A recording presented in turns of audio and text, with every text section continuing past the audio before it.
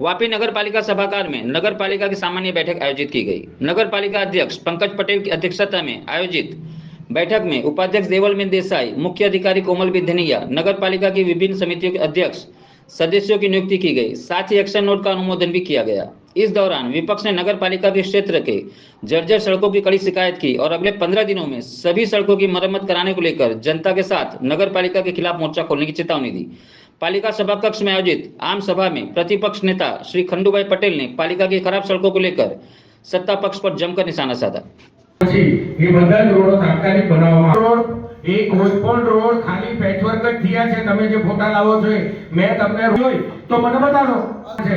ફક્ત નગરપાલિકાની વાત કરવાની આપણે અહીંયા નગરપાલિકામાં સભામાં વિનંતી કરું છું। અને 3/2024 ની મળેલી ખાસ આપણે સભાને બહાલી આપવામાં આવે છે। 6/2024 ના મળેલ કારવાઈ સમિતિની કાર્યવાહી નોંધને બહાલી આપવામાં આવે છે। પાણી માટે જે આપણને એલમ જોઈએ ફિલ્ટરેશન પ્લાન્ટમાં નીતિ જેને બહાલી આપવામાં આવે છે। ચર્ચા કરવામાં આવે ભાઈ પ્રમુખ છે ચલા આરએનબી ના રસ્તા પર ભાઈ ગાંધીનગર જે દિલ્હી પ્રોટોકોલ પર વાતો જઈ નહીં જો આપણે સમજ થઈ જા પડે કઈ ખોટું નહીં મળે તો પછી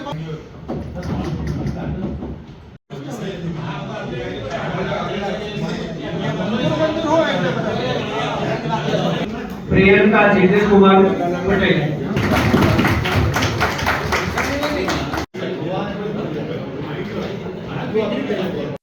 आज सामान्य सभा में जो नवा चेरमेन बनाया है ने कमिटी जो बनाई है आगामी जो बरसात थी है नवी बनाई है ये अपना पालिका जो बड़ा कामों है ये व्यवस्थित करते अमे भी अमे बड़ा काम पूरा करते हैं कोई अमे रिपीट कर्या नहीं नवी बॉडी है विकासना काम में तो अत्यारे वरसादनी जो मौसम है वधारे पड़ता वरसादना कारणे आपणा रोड खराब थया छे અને રિપેર કરતા છે અને જે આરસીસી રોડ છે નવા એ અમે નવરાત્રિ આવે એ ટાઈમ પણ અમે ચાલુ કરી દઈશું અને અત્યારે છે થોડો પેકિંગ અમારું ચાલુ છે।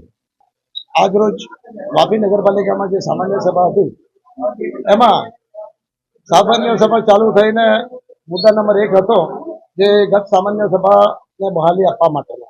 એ ગત સામાન્ય સભાને બહાલી આપવામાં એ ત્યારે આપણે અવાજ ઉઠાવ્યો કારણ કે આ વાપી નગરપાલિકામાં હાઈએસ્ટમાં હાઈએસ્ટ રોડ માટે કરોડો અબજો રૂપિયા ખર્ચવામાં આવે છે પણ કરોડો અબજો રૂપિયા ખર્ચતા બી 2 જ મહિનામાં વાપીની દશા એવી ખાડા પડી જાય કે મતલબ રોડ દેખાતો નથી મારા ભાઈ। તો એના માટે જે દરેક રોડ ખોદાઈને સાફ થઈ ગયા જે 11 વોર્ડના તો મારે એ સામાન્ય સભામાં મતલબ એમણે ચર્ચા કરી પણ એ લોકો બહાલી એમ કરીને મતલબ આપણું સાંભળવા નથી માંગતા હતા પણ ખરેખર આ જનહિતનો સવાલ છે।